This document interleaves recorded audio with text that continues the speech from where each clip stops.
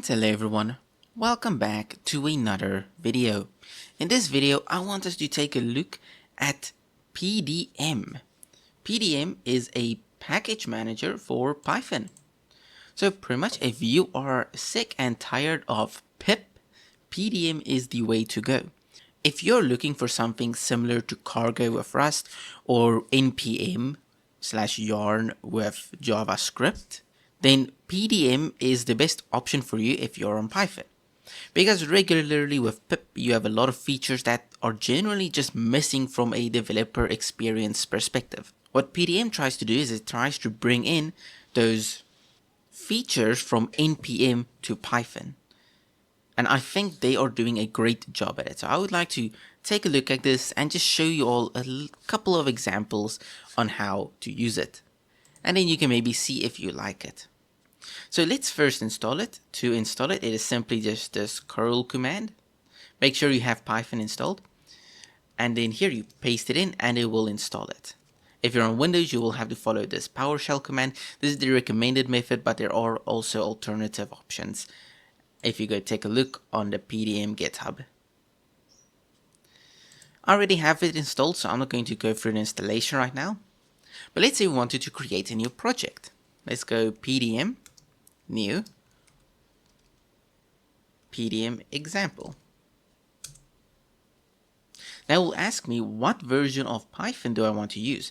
You'll notice I have 3 here. Technically it's 2. The first 2 are the versions of Python I have installed on my system. So this was installed via apt, or if you're on Windows, it was installed via clicking install Python. And in the second one, 9.3, that one was installed via PDM, but we'll get to that. So let's say here I want to use the first one, that's fine. It's going to ask me for a name, that's fine. The version, here I'm just going to say no, I don't care about that. MIT is fine, my offer name. Here you can just put in your email. And in here it asks you what version of Python it requires. So if you need a very specific version of Python, you put it in here. If you don't need a very specific version of Python, then this 3.12 will mean any version of Python that is 3.12 or higher, but not 3.13. Now you'll notice if I go into PDM example here, we now have this little project. If I open up VS Code here, then we have a pyproject.toml, a gitignore, a pdm.python, and a venv, virtual env. But there is more. So if you want to init PDM into an existing Python project, so you don't need to start a new, you can just say PDM init. In your Python project, it will ask you similar questions and set up PDM for you. But there is even more. Let's say you want a template. So here I'm back in my tuts directory. Let's say PDM new Django. So I want a Django template. PDM Django. So this is just the folder name. So I'm creating a new Django project from a template using PDM. Once we say that, it's going to ask me which one you want to use. I'm just going to go with 0 for now. And I'm just going to accept all of this. But alright, let's go here and go to PDM Django. I'll open up that. We can close this one for now. Alright, so here it's set up a Django project for us. So let's just go PDM run start. And this should start our project. There we go. If I open up that link inside of Brave, that is, then here we go. There's our Django project running. One very useful trick of PDM is if there is a template for it, you could speed up your development quite a lot by creating all of these items for you. Alright, so let's go here back to PDM example, open up VS Code there. So we have covered how to create a project. Let's actually now install dependencies to our project. So you'll notice this pyproject.toml. This is a very important file because this toml file will contain all of our dependencies, just like what you'd see in a package.json in a npm project. So this will contain all our dependencies and a bunch of extra information about the project that can make it super useful for developers. As an example, let's go here and say PDM add requests. This will add, and let's just make that a bit bigger, this will add a request dependency to our project. Now you'll notice here request has been added, and it can be anything more or equal to the version 2.32.3. We also now have a PDM lock, which should be added to Git. So if you use Git, this should be committed. PDM-Python should not be committed, just take note of that. So it's already in the Git ignore. But PDM.lock should generally be committed. And this is similar to a package lock in a JavaScript project. And it just contains a bunch of useful information if you need the specific details on dependencies and whatnot that has been installed. But you don't have to worry too much about that. Usually you don't care about the log file. It's very rare that you ever need to even dig in it or look at it. Now let's say you need to add a specific version of a dependency to your project. To do that, let's go to pip here and search for NumPy. Here with NumPy, we can go to our release history, and the latest is 2.2.6, but let's say we needed specifically 2.2.4. To get that, we can just click on it, and we yoink that. Then here, we can say PDM add, and by doing this right here, just pasting it there, it will add NumPy at that very specific version to our project. As you can see here, now it's also specifying that NumPy needs to be installed as version 2.2.4.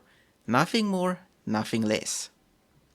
It is also possible to add multiple items at once using PDM add. So PDM add Flask and Flask Alchemy. If we run that, it will add both of them at the same time. There you go. Now to remove a package, it is simply PDM remove, and let's say NumPy. Now NumPy will no longer be part of our dependencies, and you can see it's no longer listed here. However, let's say we go to the GitHub page of NumPy. To find the GitHub page, let's go and take a look. There's the source code. Now here is the NumPy GitHub. Let's go to the releases, and let's say we want to install from source. So here we go, and we say this NumPy 2.2.tar.gz. If you click on it, it's going to ask you to download. We don't want that. So we're just going to right click it, and we're going to say copy link address. Now here we can say PDM add, and we can paste that URL there. Take note here, there is a tar.gz at the end of this URL. So we can paste this here, and if we do that, it will add it from source. So we'll get it from GitHub and then install it from there.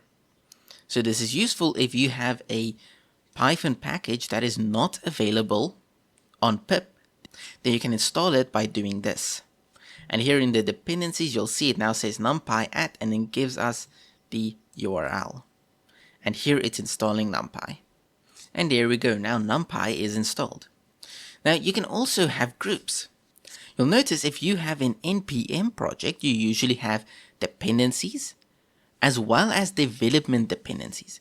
Development dependencies should not go into the final product, meaning development dependencies is just there for the developer. These dependencies would be something like a TypeScript dependency, because you don't need TypeScript in the release build, since TypeScript will just compile everything to JavaScript. PDM can do the same thing. If we go PDM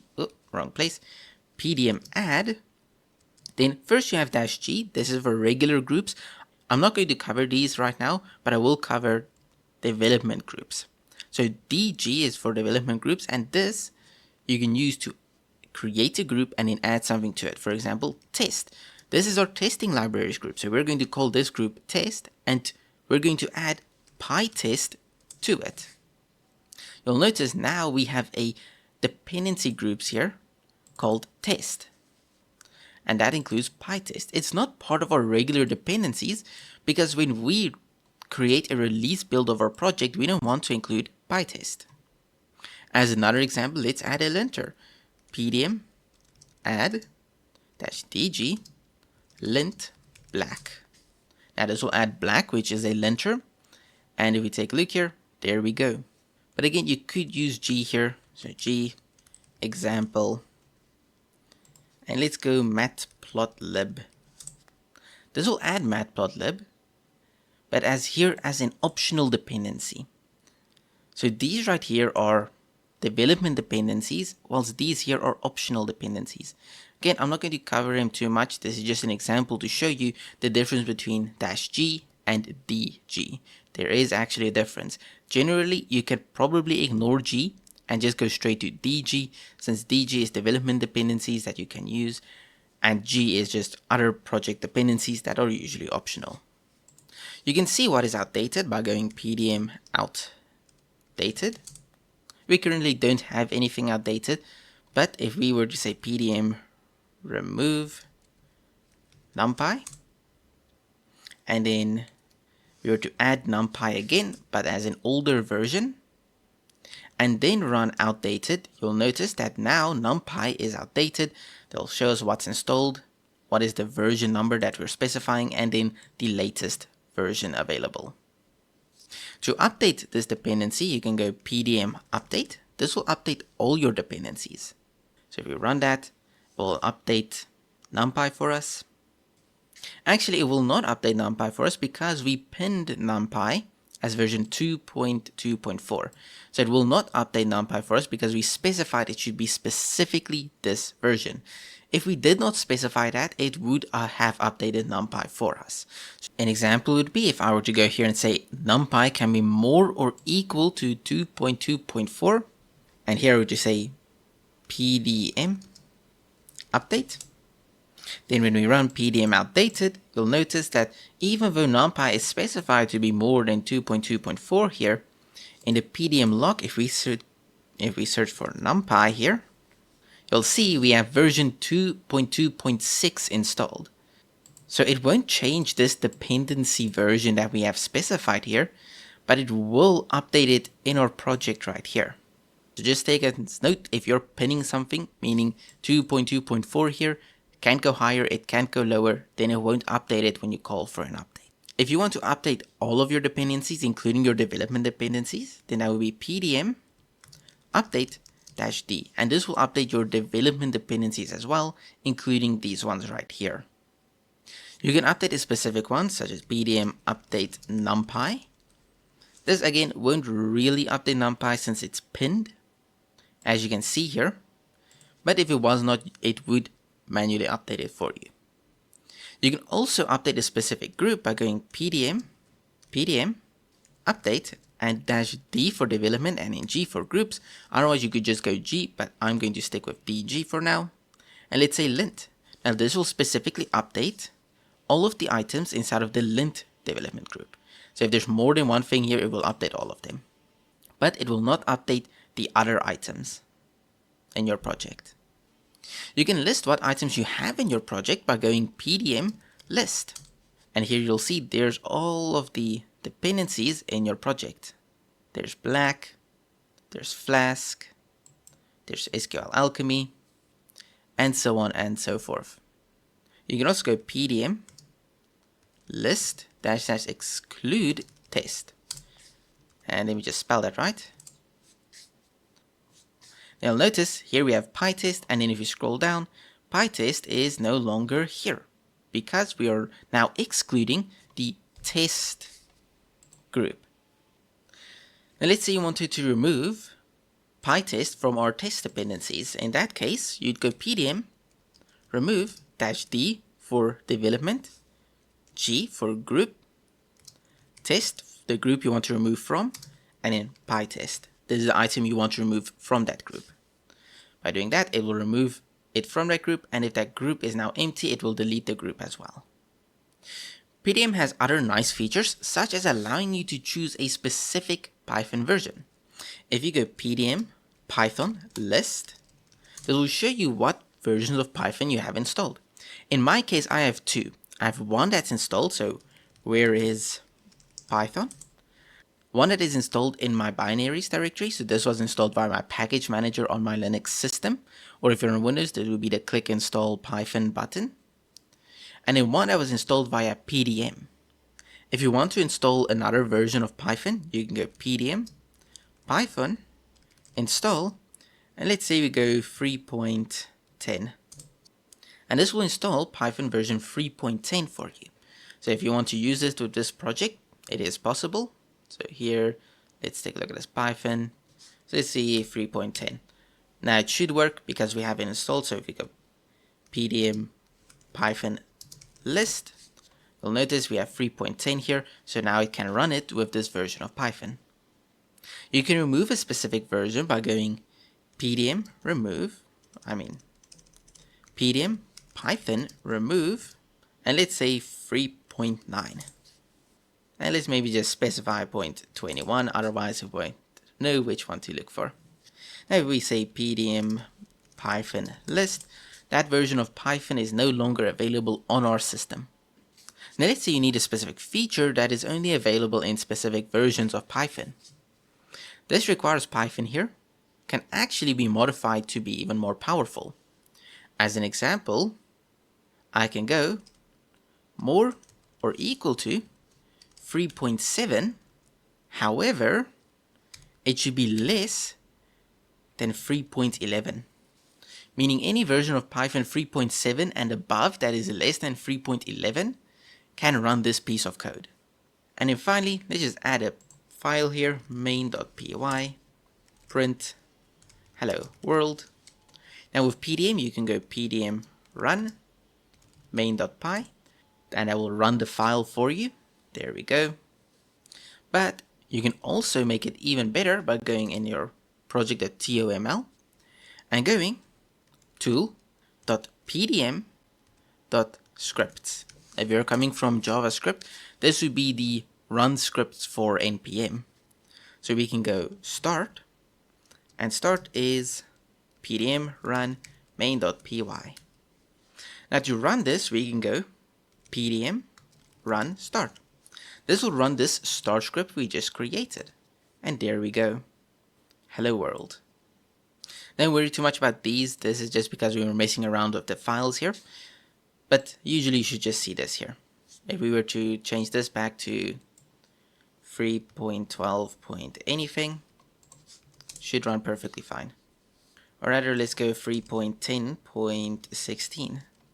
And then if we run it, and just of course specify more or equal to, and then we get hello world without all of that extra garbage hanging over us. So this is just a simple example of how you can use PDM, and it is incredibly powerful, so I highly recommend you use it instead of just regular old pip. Because if we take a look here, it keeps all your project details and includes all of your project's dependencies without you needing to tell pip to print out all of the billions of requirements your project has. This will only include the specific ones you requested. You can specify a specific version of Python you want that is required for this project to run. You can specify a readme. Doing that, we can just go readme.amd. Boom, now that exists as well. You can specify your license here. You can specify scripts, so you can specify your start script, your test script, your linting script. All of your scripts can be specified here. And of course, if you used something like Flask, this start script could have been similar to Flask run-p 5999. There we go. This could also work. I just used PDM here because it was quick and simple. But you could put whatever script you need in your start there. You have your optional dependencies you can add. And then finally, you have your development dependencies, which you can exclude from builds and releases. Thank you all for watching. I hope you all enjoyed, and I will see you all again in the next tutorial.